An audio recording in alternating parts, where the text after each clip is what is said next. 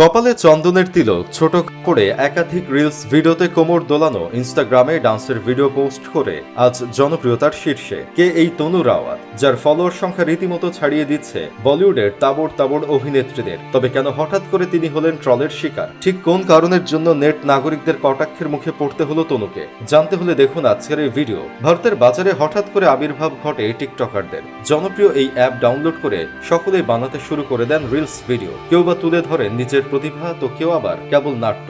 বলিউড গানে কন্টেন্ট বানিয়ে পৌঁছে যান জনপ্রিয়তার শীর্ষে। এই তালিকাতে নাম রয়েছে তনু রাওয়াতের। টিকটক করে খুব অল্প সময়ের মধ্যে ব্যাপক জনপ্রিয়তা কুড়িয়েছিলেন বছর কুড়ির এই তরুণী। তবে হঠাৎ করে নেমে আসে অন্ধকারের কালো মেঘ। রাতারাতি বন্ধ হয়ে যায় জনপ্রিয় এই সোশ্যাল মিডিয়া অ্যাকাউন্ট। আর ঠিক তখনই হাজির হয় ইনস্টাগ্রামের এক নয়া অপশন। ঝটপট সকলেই লগ ইন করে নেন ইনস্টাগ্রামে। এরপর শুরু হয় সেখানে রিলস ভিডিও পোস্ট করা।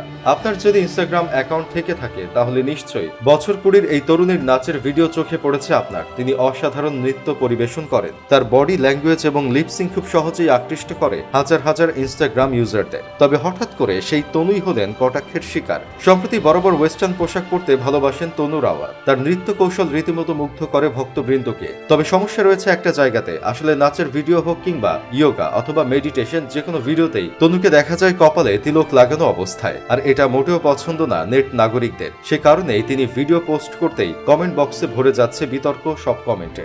যদিও তাতে খুব একটা সমস্যায় পড়তে হয় না তনুকে। তিনি ব্যস্ত রয়েছেন নিজের তালে। আসলে তিনি সনাতন ধর্মে বিশ্বাসী এবং তিনি কঠোর সনাতন ধর্মী, আর সে কারণেই সর্বদা তার কপালে দেখা যায় তিলক। আপনাদের জানিয়ে রাখি, কেবলমাত্র সোশ্যাল মিডিয়ায় ভিডিও পোস্ট করে কোটি কোটি টাকা আয় করে ফেলেছেন বছর কুড়ির তনু। এমনকি তার সম্পত্তির পরিমাণ রীতিমতো হার মানিয়ে দিতে পারে বলিউডের তাবড় তাবড় নায়িকাদের। একদিকে যেমন জনপ্রিয় নৃত্যশিল্পী, ঠিক তেমনি অন্যদিকে তিনি মডেল। বিভিন্ন ব্র্যান্ডের সঙ্গে কোলাবোরেশন করে সবচেয়ে বেশি অর্থ আয় করেন তিনি। বিভিন্ন তথ্য অনুযায়ী তার মোট সম্পত্তির পরিমাণ 2 কোটি টাকা। ইনস্টাগ্রামের ফলোয়ারের সংখ্যা ইতিমধ্যে ছাড়িয়ে গিয়েছে 4 মিলিয়ন। আপনাদের জানিয়ে রাখি, 2003 সালের 31 ডিসেম্বর উত্তরাখণ্ডের আরটিসিতে জন্ম হয় এই তনু রাওয়াতের। সেখান থেকে নিজের পড়াশোনা সম্পন্ন করেছেন তিনি। তবে মাধ্যমিক পরীক্ষার পর তিনি বেছে নিয়েছেন ডিস্টেন্স থেকে পড়াশোনা করার অপশন। তার কথায় এটাই তার ক্যারিয়ারের জন্য সবচেয়ে ভালো।